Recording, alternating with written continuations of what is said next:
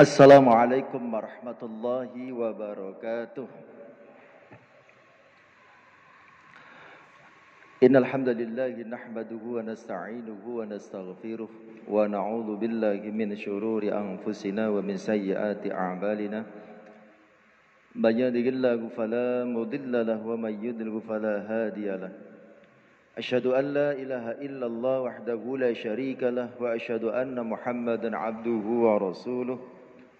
Allahumma salli wa sallim wa barik ala nabiyyina Muhammad wa ala alihi wa sahbihi ajma'in, amma ba'd. Bapak-bapak, ibu-ibu, jamaah salat maghrib yang dirahmati Allah Subhanahu wa taala. Mari kita buka terlebih dahulu majlis kita dengan bersama-sama membaca basmalah. Bismillahirrahmanirrahim. Bapak Ibu yang dirahmati Allah Subhanahu wa taala, kita akan kembali melanjutkan kajian kitab Mbah Hasyim Asy'ari Jombang Kita membahas kitab yang pertama, yaitu tentang Adabul Alim wal Muta'allim, Adab seorang alim, seorang ustadz, seorang ulama, wal muta'allim, dan juga adab seorang santri, seorang pelajar. Etika, moral, akhlak yang harus dimiliki oleh orang alim dan juga santri. Dan kita masih sampai pada kata pengantar, masih di kata pengantar Mbah Hasyim. Kalau di dalam buku yang jenengan punya, buku terjemahnya ini, di halaman Rumawi 15, masih pengantar penyusun, sebelah kanan. Baik, saya bacakan. Bismillahirrahmanirrahim. Waqila, dan dikatakan, li imamina, kepada imam kita Asy-Syafi'i, yaitu Imam Syafi'i. Di situ juga ada dikatakan kepada Imam Syafi'i radhiyallahu anhu, semoga Allah meridhai beliau. Ketika dikatakan atau ditanyakan kepada Imam Syafi'i, kaifa syahwatuka lil adabi, bagaimana ketertarikan Anda terhadap adab, minat Anda, semangat Anda di dalam mempelajari masalah adab, moral, akhlak, tata krama. Jadi Imam Syafi'i ditanya begitu. Lalu apa jawab beliau? Faqala, Imam Syafi'i menjawab, asma'u bil harfi minhu fatawadda a'dha'i anna laha asma'an tatana'amu bihi. Ketika saya mendengarkan satu huruf saja dari masalah adab, dari masalah tata krama, etika, moral, akhlak, fatawadda a'dha'i, seluruh anggota tubuh saya merasa senang, merasa bahagia, merasa bersemangat. Annalaha asma'an tatana'amu bihi, seolah-olah seluruh anggota tubuh saya itu memiliki pendengaran. Tangan seperti ada telinganya, kaki seperti ada telinganya, seluruh anggota tubuh seperti ada telinganya, sehingga sama-sama mendengar, sama-sama merasa bahagia, sama-sama merasa bersemangat. Itu jawaban Imam Syafi'i ketika ditanya, bagaimana ketertarikan beliau terkait dengan masalah adab, akhlak, etika, moral.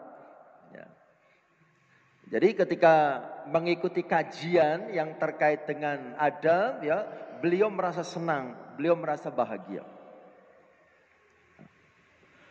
Waqila lahu, dan qila, dikatakan lahu kepadanya. Kemudian ditanyakan lagi kepada beliau, kaifa talabuka lahu, bagaimana cara Anda mencari ilmu yang terkait dengan adab. Ya. Semangatnya seperti apa? Ya.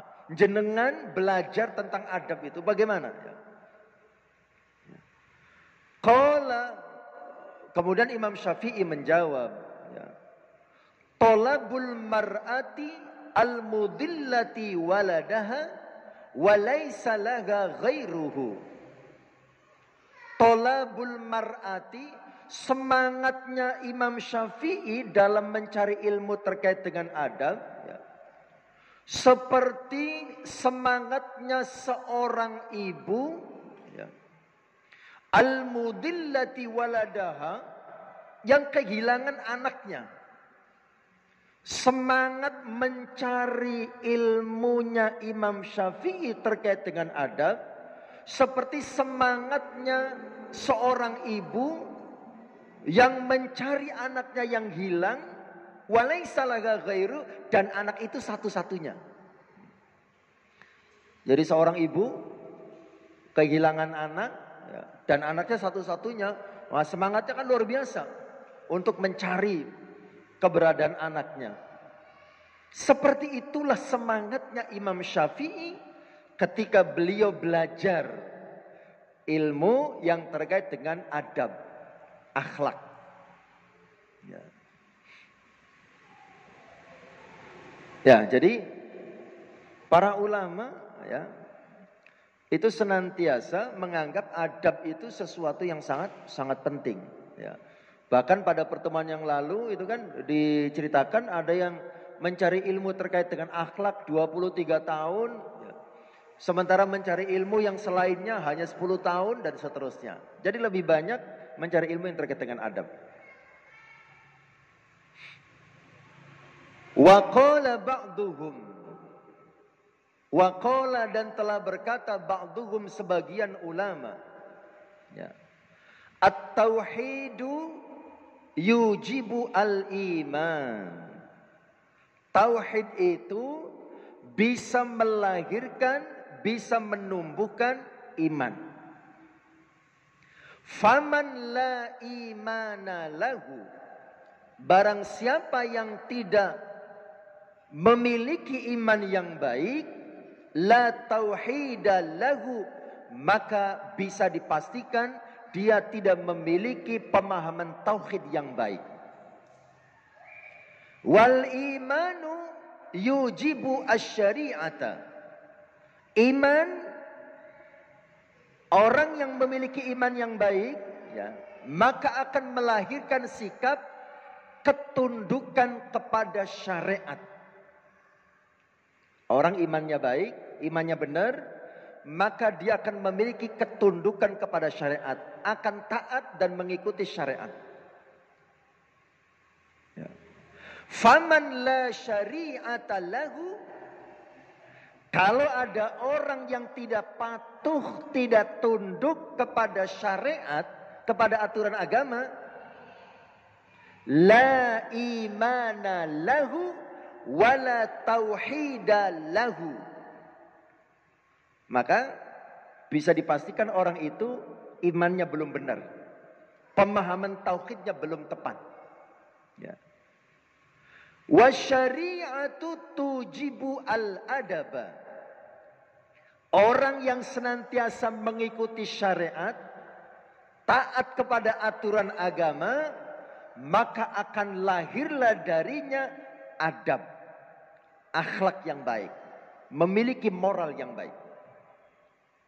Kesimpulannya, faman la adaba lahu, barang siapa yang tidak memiliki adab yang baik, tidak memiliki akhlak yang baik, la syari'ata lahu, maka bisa dipastikan orang itu tidak taat kepada syariat. Wala imana lahu, dan bisa dipastikan orang itu tidak memiliki iman yang baik. Wala tauhida lahu, dan juga bisa dipastikan orang itu tidak memiliki pemahaman tauhid yang baik. Jadi Bapak Ibu yang dirahmati Allah, ya, munculnya adab, akhlak, ya, yang baik itu berawal dari pemahaman tauhid yang benar. dari akidah. Makanya ya, seluruh nabi dan rasul ya, ajaran pertama yang diperintahkan oleh Allah Subhanahu wa taala agar disampaikan kepada umatnya itu masalah tauhid. Ya. Kita buktikan di dalam Al-Qur'an. Ya. Contoh dalam surat Al-Anbiya ayat 25. Ya. Allah berfirman, "Wa ma arsalna min qablika mir rasulin illa nuhi ilaihi annahu la ilaha illa ana fa'budun." Wa ma arsalna, dan tidaklah kami mengutus, min qablika, dari sebelum kamu Muhammad, mir rasulin, dari para rasul. Tidaklah aku utus para rasul sebelum kamu Muhammad, illa nuhi ilaihi, kecuali aku wahyukan kepadanya, annahu la ilaha illa ana, bahwasanya tidak ada Tuhan yang wajib disembah kecuali aku. Fa'budun, maka sembahlah oleh kalian akan aku. Sembahlah aku oleh kalian. Allah mengatakan pada Rasulullah, semua nabi yang diutus sebelum Rasulullah, ya, maka yang pertama diperintahkan oleh Allah adalah ajaran tauhid. Dalam ayat yang lain, Al-A'raf ayat 59, terkait dengan diutusnya Nabi Nuh kepada kaumnya, Allah juga mengatakan, laqad arsalna Nuhan ila qaumihi. La, sungguh, qad, sungguh, arsalna, telah kami utus, Nuhan, Nabi Nuh, ila qaumihi, kepada kaumnya. Faqala, maka Nuh berkata, ya qaumi, wahai kaumku, u'budullah, sembahlah oleh kalian Allah. Malakum min ilahin ghairu, sekali-kali tidak ada Tuhan bagi kalian selain Allah. Ya ini, jadi ajaran pertama adalah tauhid. Ya. Makanya Rasulullah Sallallahu Alaihi Wasallam ya 23 tahun berdakwah, 13 tahun di Mekah, 10 tahun di Madinah, 13 tahun itu menanamkan tauhid, menanamkan akidah yang benar. Ya. Kembali lagi ke masalah utamanya. Ya. Jadi para ulama mengatakan di sini at-tauhid yujibul iman. Tauhid itu dapat melahirkan iman yang benar. Jadi kalau ada orang imannya masih belum benar, maka perlu memperbaiki dulu akidahnya.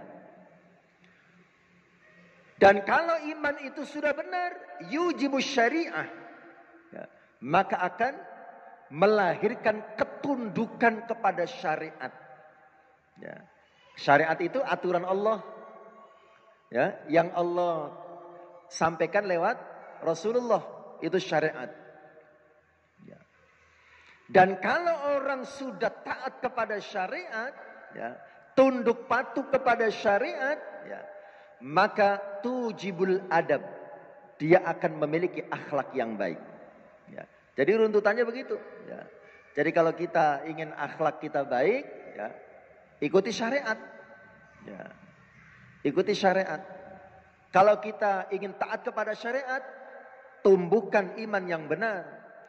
Agar iman kita benar, kita perbaiki akidah kita terlebih dahulu. Pada pertemuan yang lalu, kita sudah bahas kan betapa pentingnya ma'rifatullah, ya. Betapa pentingnya mengenal Allah Subhanahu wa taala. Ya. Kalau kita masih ingat, ya, mengenal Allah itu di antara hikmahnya adalah bisa menjadi sumber kekuatan bagi kita di dalam menjalankan ketaatan, bisa menjadi sumber kekuatan bagi kita untuk meninggalkan dosa-dosa dan kemaksiatan. Kemudian mengenal Allah Subhanahu wa taala juga akan melahirkan satu sikap ketundukan total kepada Allah Subhanahu wa taala. Tunduk total kepada syariat.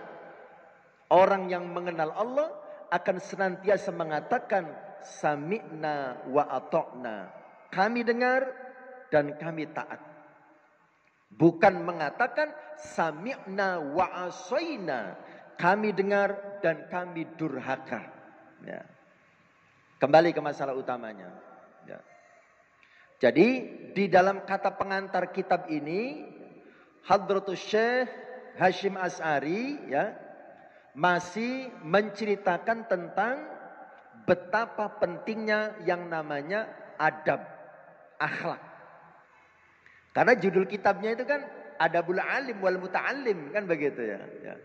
Adab, akhlak untuk orang alim dan juga untuk para pelajar atau para santri. Bapak Ibu jamaah sekalian dirahmati Allah. Ya. Kemudian selanjutnya, fahadhihi kulluha nususun sharihatun. Semua yang sudah kita bahas di dalam kata pengantar, seluruhnya merupakan nas-nas yang sudah sangat jelas. Nusus itu bentuk jamak dari nas. Ya. Sharihatun jelas. Kan isinya adalah hadis-hadis Rasulullah, ya. Kemudian juga maqalah para ulama, ungkapan-ungkapan, kalimat-kalimat hikmah dari para ulama. Ya. Nususun sharihatun wa aqwalun muayyadatun binuril ilham. Apa yang sudah disampaikan dalam kata pengantar tadi merupakan nas yang sudah sangat jelas. Dan juga merupakan ungkapan-ungkapan yang dikuatkan dengan cahaya ilham. Jadi perkataan para ulama ya, yang sebelumnya itu kan ada perkataan Ibnul Mubarak, ada perkataan Habib bin Syahid dan ulama-ulama yang lainnya ya sebelumnya itu. Ya. Itu bukan sekedar ungkapan dari hawa nafsu, tapi ungkapan yang dikuatkan dengan cahaya ilham. Apa sih ilham itu? Nah ini. Ternyata di dalam Al-Quran ya, Allah Subhanahu wa ta'ala menyebutkan ilham itu cuma satu kali. Allah menyebutkan terkait dengan ilham itu cuma satu kali. Terdapat dalam surat Asy-Syams ayat 8. Fa'alhamaha fujuraha wa taqwaha. Ya, itu ilham. Menurut ahli tafsir di antaranya Imam Tobari, ya, terdapat dua penafsiran tentang makna ilham. Pertama, ilham itu artinya Allah Subhanahu wa ta'ala menjelaskan sesuatu pada jiwa yang pantas untuk dikerjakan atau ditinggalkan. Jadi orang yang diberikan ilham oleh Allah Subhanahu wa ta'ala seperti dalam Al-Quran surah Asy-Syams itu, fa'alhamaha fujuraha wa taqwaha. Ya. Allah mengilhamkan kepada jiwa ya, fujur ya, sikap yang buruk, wa taqwaha dan sesuatu yang baik. Ya. Allah mengilhamkan mana yang harus dikerjakan, mana yang harus ditinggalkan. Itu Allah ilhamkan. Allah jelaskan dalam jiwa. Ya. Kemudian yang kedua, ilham itu artinya Allah menjadikan dalam jiwa ada kefasikan dan ketakwaan. Yang mana yang dominan di antara keduanya akan berpengaruh terhadap perilaku manusia. Jadi ilham itu sesuatu yang datangnya dari Allah Subhanahu wa ta'ala. Bedanya ilham dengan wahyu apa? Ya. Bedanya ilham dengan wahyu, ilham itu sesuatu yang Allah berikan kepada siapapun yang Allah kehendaki. Tapi kalau wahyu hanya untuk para nabi dan rasul. Ya. Ilham itu bisa juga dipahami kalau bahasa kitanya itu insting, ghorizah, kecenderungan. Ya, itu bisa ilham. Ya. Lalu apa bedanya ilham dengan ilmu? Ya. Bedanya kalau ilmu itu sesuatu yang dipelajari. Kalau ilham itu bukan sesuatu yang dipelajari, itu berkah dari kedekatan kita kepada Allah Subhanahu wa taala. Ya. Jadi ungkapan-ungkapan para ulama yang disebutkan di dalam kalimat-kalimat sebelumnya terkait dengan adab, seperti yang disampaikan oleh Imam Syafi'i tadi, ya, itu adalah ilham dari Allah Subhanahu wa taala. Ya, sesuatu yang Allah jelaskan di dalam hati para ulama. Ya. Kembali lagi. Jadi penjelasan-penjelasan tentang keutamaan adab, ya, di dalam kata pengantar kitab ini, ya, merupakan nas yang jelas, kemudian merupakan ungkapan yang dikuatkan dengan cahaya ilham, kemudian mufsihatun bi'ului makanatil adabi, menjelaskan tentang luhurnya keutamaan adab. Ya. Jadi yang disampaikan oleh para ulama, ya, dalam kalimat-kalimat sebelumnya itu, ya, menjelaskan tentang betapa luhurnya, betapa utamanya adab. Kemudian musarrihatun bi anna jami'al a'mali ad-diniyah, juga menjelaskan bahwa al-a'mal ad-diniyah, amal-amal agama, ya, amal-amal agama yang bersifat din, ya, qalbiyatan kanat, baik yang bersifat hati, dalam hati, au badaniyatan atau yang bersifat fisik, qauliyatan yang diucapkan, au fi'liyatan atau yang dikerjakan, la yu'tabaru syai'un minha, itu tidak akan dianggap, ya, tidak ada nilainya, illa kecuali in kana mahfufan, jika dibingkai, ya, dibersamai bil mahasinil adabiyah, dengan baiknya adab, adab yang baik, wal mahamidis sifatiyah, dan sifat-sifat yang terpuji, wal makarimil khuluqiyah, dan juga akhlak-akhlak yang mulia. Artinya, Bapak Ibu yang dirahmati Allah,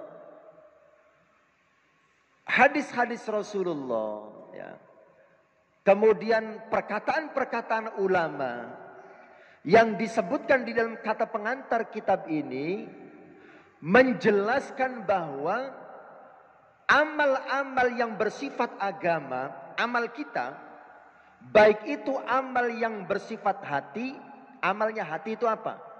Iman kita kepada Allah, keyakinan kita kepada Allah, cinta kita kepada Allah, takut kita kepada Allah, ya.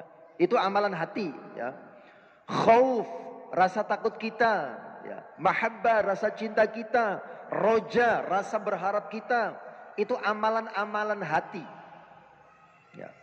Kemudian au badaniyatan, atau amalan-amalan agama yang bersifat fisik. Amalan yang bersifat fisik seperti apa? Kita sholat, ya, kita baca Al-Quran, ya, kita melaksanakan umroh, kita pergi haji, ya. Qauliyatan yang bersifat ucapan, yang diucapkan, ya, ya, itu berzikir, membaca Al-Quran, ya, berdakwah dan seterusnya.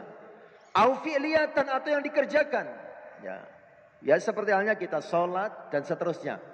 Semua amalan-amalan ibadat tadi, ya, la yu'tabaru syai'un minha, itu tidak akan dianggap, itu tidak bernilai, kecuali kalau semua amal ibadat tadi dibingkai, dibersamai dengan akhlak yang baik, dengan sifat yang terpuji, kemudian dengan adab yang bagus. Artinya, Bapak Ibu yang dirahmati Allah, ketika kita beramal, contoh kita melakukan infak sodakoh, Infak sodako yang kita lakukan itu akan bernilai di hadapan Allah Subhanahu wa Ta'ala. Kalau infak sodako itu betul-betul diniatkan hanya karena Allah Subhanahu wa Ta'ala. Infak sodako yang kita lakukan bukan karena ingin mendapatkan popularitas. Infak sodako yang kita lakukan bukan karena ingin mendapatkan pujian dari manusia dan seterusnya. Nah, itu baru akan bernilai di hadapan Allah Subhanahu wa Ta'ala. Kemudian lagi penjelasan-penjelasan dari Hadratus Syekh terkait dengan keutamaan adab juga menjelaskan wa bi anna tahliyatal amali bil adabi, bahwasanya menghiasi amal dengan adab ajilan ketika kita di dunia, alamatu qabulihi ajilan, itu menjadi tanda ya diterimanya amal itu nanti di akhirat. Jadi amal ibadah kita yang disertai dengan akhlak yang baik, yang dilingkupi dan dihiasi dengan adab, ya, itu juga bisa menjadi tanda bahwa amal-amal ibadah kita itu di akhirat nanti diterima oleh Allah Subhanahu wa Ta'ala. Jadi Bapak Ibu yang dirahmati Allah, jangan sampai ya kita sholatnya rajin, ya, kita puasanya rajin, kita baca Al-Qur'annya rajin, ya, tapi tidak bisa menjaga mulut kita. Banyak orang-orang yang tersakiti hatinya karena mulut kita, ya. Banyak orang-orang yang terzolimi dengan ucapan kita. Nah, itu berarti ibadah yang dia lakukan sedemikian rupa tidak dibingkai, tidak dihiasi dengan akhlak yang baik. Rajin ibadahnya, rajin sholatnya, rajin puasanya, tapi tidak akur dengan orang tua, satru dengan mertua, tidak akur dengan tetangga, tidak mau serawung dengan lingkungan. Itu akhlak. Itu adab. Akan sia-sia amal ibadah kita kalau kita tidak menghiasinya dengan akhlak yang baik. Ilmunya banyak, pemahamannya dalam, tapi ilmunya itu hanya digunakan untuk menjelek-jelekan orang lain. Ketika ada perbedaan yang dia tidak sepakati, disalah-salahkan, divonis sesat dan lain sebagainya. Itu akhlak. Itu adalah adab. Ya. Jadi akan sia-sia ya. Seandainya kita memiliki amal yang banyak, tapi tidak dihiasi dengan akhlak. Ya. Dan ternyata Bapak Ibu yang dirahmati Allah, pada saat kita menghiasi ibadah kita, amal kita dengan akhlak yang baik ketika di dunia, itu bisa menjadi tanda bahwa amal kita itu diterima oleh Allah di akhirat nanti. Makanya kan sering kita mendengar kajian tentang di samping kita itu solih secara ritual, kita juga harus solih secara sosial. Solih ritual itu artinya ibadah kita dengan Allah sangat baik. Solih secara sosial artinya sikap dan perilaku kita dengan lingkungan, dengan manusia juga baik. Karena kalau ada orang yang hanya solih secara ritual, tapi tidak solih secara sosial, maka di akhirat akan menjadi orang yang bangkrut. Kan kita sering mendengar kajian tentang ini. Orang yang bangkrut di hari kiamat. Orang yang bangkrut di hari kiamat itu orang yang hanya solih secara ritual, tapi tidak soleh secara sosial. Baik hubungannya dengan Allah, tapi gagal menjalin hubungan baik dengan sesama manusia. Ya. Nah, ini akan bangkrut di hari kiamat. Nah, soleh sosial itu lebih banyak terkait dengan adab, akhlak. Ya. Seperti dalam pendapatnya Habib bin Syahid. Ya. Oh bukan, pendapatnya Ibnul Mubarak. Bahwasanya kita itu lebih butuh sedikit akhlak daripada banyaknya ilmu. Ya. Artinya akhlak itu adalah sesuatu yang kelihatan, yang tampak. Itu yang akan dilihat pertama kali. Ketika kita bertetangga, ya, saya sebagai orang baru berada di sebuah lingkungan, orang itu akan melihat kita adalah akhlaknya terlebih dahulu. Ya. Bagaimana sikapnya ketika bertemu orang, gitu ya. Bagaimana sikapnya ketika di lingkungan terjadi musibah, apakah dia ada kepedulian dan lain sebagainya. Yang pertama dilihat adalah itu. Orang tidak akan melihat kita ini profesor. Orang tidak akan melihat kita ini ustadz. Yang pertama dilihat bukan itunya, tapi akhlaknya. Ya, makanya kata Ibnul Mubarak, kita lebih butuh sedikit akhlak daripada banyaknya ilmu. Itu artinya ya, akhlak itu sesuatu yang sangat penting. Bapak Ibu yang dirahmati Allah, selanjutnya wa bi annal adab kama yahtaju ilaihil muta'allim fi ahwali ta'allumihi yatawaqqafu alaihil muallim fi maqamati ta'limihi. Bahwasanya yang namanya adab, sebagaimana adab itu dibutuhkan oleh seorang pelajar pada saat dia belajar, juga adab itu dibutuhkan oleh seorang ustadz, seorang ulama, seorang pengajar ketika dia mengajar.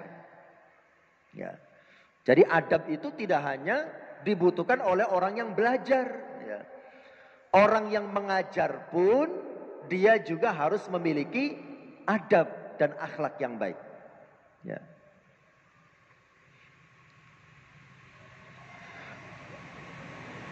Bapak Ibu jamaah sekalian dirahmati Allah, ya. Kemudian yang berikutnya, walamma balaghat rutbatul adabi ila hadhil martabati wa kanat madariku mufassalatihi khafiyah da'ani ma ra'aitu min ihtiyaji talaba ilaihi, dan seterusnya.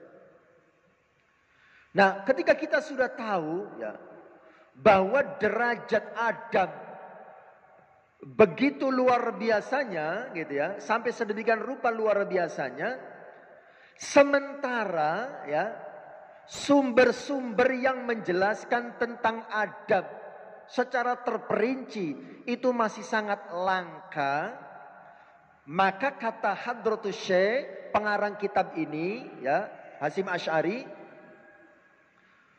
adab begitu penting sementara sumbernya masih sangat sedikit yang menjelaskan secara terperinci. Da'ani ma ra'aitu min ihtiyaji talaba ilaihi. Ya. Dan juga sementara para pelajar itu membutuhkan ya, pembahasan terkait dengan masalah adab, dan mereka kesulitan mendapatkan sumbernya, maka kata Hadratus Syekh, da'ani ila jam'i hadhigir risalah. Situasi dan keadaan itu mendorong beliau untuk mengarang kitab ini. Nah, jadi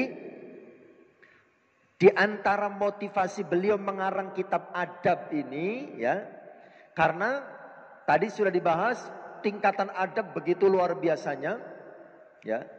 Kemudian sementara kitab-kitab yang terkait dengan adab itu masih sangat sedikit ya. Sementara para siswa itu sangat membutuhkan materi terkait dengan adab ya. Maka beliau menulis kitab ini. Kemudian juga alasan beliau lagi adalah kenapa beliau menulis kitab ini? Tadhkiratan li nafsi ya. Sebagai peringatan untuk beliau sendiri, sebagai alarm yang mengingatkan beliau terkait dengan akhlak. Walil qasirina min abna'i jinsi ya. Dan juga sebagai peringatan bagi orang-orang yang ilmunya masih sedikit, ya, yang masih belajar. Ya. Kemudian beliau mengatakan, wasammaituha adabal alim wal muta'allim. Kemudian kitab ini saya berikan nama, kata beliau, adabul alim, adab orang alim, wal muta'allim, dan adab seorang pelajar. Nafa'allahu biha fil hayati wa ba'dal mamat. Semoga Allah memberikan kemanfaatan dengan kitab ini, baik di dalam kehidupan di dunia ataupun kehidupan setelah kematian.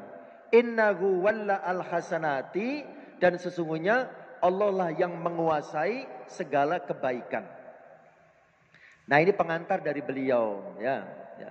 Jadi adab begitu sangat penting, ya. Baik itu bagi anak-anak kita, ya, yang sedang belajar, dan juga bagi kita yang mengajar. Jadi kitab ini sangat penting juga dipelajari oleh para guru, ya, para ustadz, ya, agar mereka pun memiliki adab dan akhlak yang baik. Ya. Bapak Ibu jamaah sekalian dirahmati Allah Subhanahu wa taala, ya.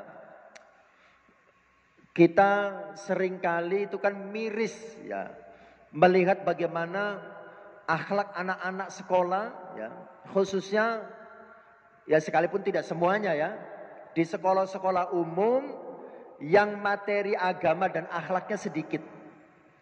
Masya Allah, kita melihat ngeri, ya, kan banyak yang beredar di medsos itu, ya. Ada seorang siswa yang kelihatan mau memukul gurunya, kan begitu, ya. Sampai di medsos, untungnya gurunya sabar waktu itu, kan begitu, ya. Nah, kalau gurunya nggak sabar bisa berantem. Kalau guru sama murid berantem, pasti yang disalahkan gurunya, kan begitu, ya. Nah, itu kenapa bisa begitu? Karena adab yang kurang, kan begitu, ya. Apalagi pelajaran adab itu sudah mulai berkurang, ya, di sekolah-sekolah umum, kan begitu, ya. Makanya sekolah-sekolah seperti yang kita punya, ya, sekolah-sekolah yang kita punya yang terpadu gitu, ya, itu sudah menjadi sekolah alternatif yang menjadi pilihan masyarakat, ya. Karena muatan-muatan akhlak, muatan-muatan agama, ya, mendapatkan porsi yang sangat banyak, ya. Karena itu juga dibutuhkan oleh anak-anak kita, ya. Bapak Ibu jamaah sekalian dirahmati Allah Subhanahu wa taala, ya.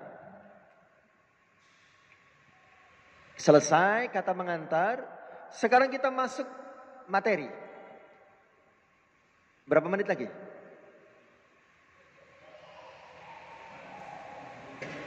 2 menit? 5 menit? Boleh lah. Kita masuk bab yang pertama, ya. Al-babul awal. Nah, ini sudah masuk materinya. Bab yang pertama tentang apa? Fi fadlil ilmi wal ulama. Tentang keutamaan ilmu dan ulama. Wa fadli ta'limihi wa ta'allumihi. Dan keutamaan mengajar dan belajar, ya. Jadi kalau taklim itu sebetulnya maknanya mengajar. Kalau belajar itu adalah ta'allum, itu belajar, ya. Jadi kalau taklim itu maknanya mengajar, ya. Kalau ta'allum itu belajar. Ya, jadi bab pertama ini tentang keutamaan ilmu dan keutamaan orang yang memiliki ilmu. Juga keutamaan mengajar dan keutamaan belajar, ya. Di dalam bab yang pertama ini, ya, Hadratus Syekh Hasyim Asy'ari, ya, isinya, ya, luar biasa. Isinya adalah ayat-ayat Al-Quran dan juga hadis-hadis Rasulullah SAW. Ya. Makanya di awal pembahasan ketika kita memperkenalkan biografi Hadratus Syekh, ya, itu luar biasa. Beliau itu memiliki sanad hadis yang sangat jelas. Sebetulnya awal-awal kepulangan beliau ke Indonesia itu lebih terkenal sebagai ulama ahli hadis. Pendiri NU itu ahli hadis.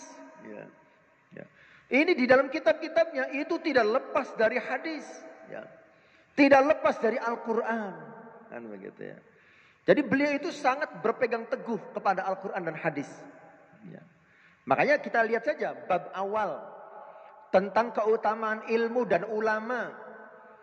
Yang pertama beliau kutip adalah firman Allah Subhanahu wa taala dalam surat Al-Mujadilah ayat 11. Allah Subhanahu wa taala berfirman, "Yarfa'illahu alladhina amanu minkum walladzina utul ilma darajat wallahu bima ta'maluna khabir." Yarfa akan mengangkat, ya. Allahu Allah, alladzina amanu mengangkat orang-orang yang beriman minkum dari kalian. Allah akan mengangkat orang-orang yang beriman di antara kalian. Walladzina dan mengangkat orang-orang utul ilma yang memiliki ilmu, yang diberi ilmu pengetahuan oleh Allah. Apanya yang diangkat? Darajatin, derajatnya. Jadi dalam ayat ini Allah mengatakan Allah akan mengangkat derajat orang yang beriman dan derajat orang yang memiliki ilmu. Ya. Azan dah. Ya. 1 menit lagi. Tidak apa-apa. Ya. Jadi ayat ini menjelaskan tentang keutamaan ahli ilmu, gitu ya. Jadi Allah akan mengangkat derajat orang yang memiliki iman yang benar dan juga memiliki ilmu. Maka disinilah pentingnya kita terus belajar, kita terus mengaji.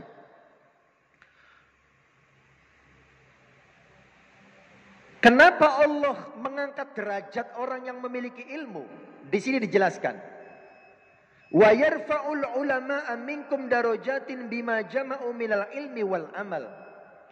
Allah mengangkat derajat para ulama karena para ulama itu bisa mengumpulkan antara ilmu dan amal. Ya. Mereka memiliki ilmu, kemudian mereka mengamalkan ilmu yang dimilikinya. Inilah yang membuat para ulama itu diangkat derajatnya oleh Allah Subhanahu wa taala. Saya kira ini dulu ya yang bisa kita bahas. Kita lanjutkan insyaallah 2 pekan yang akan datang. Kita akhiri dengan hamdalah dan kafaratul majlis. Alhamdulillahirabbil alamin. Subhanakallahumma bihamdik asyhadu an la ilaha illa anta astaghfiruka wa atubu ilaik. Wassalamualaikum warahmatullahi wabarakatuh.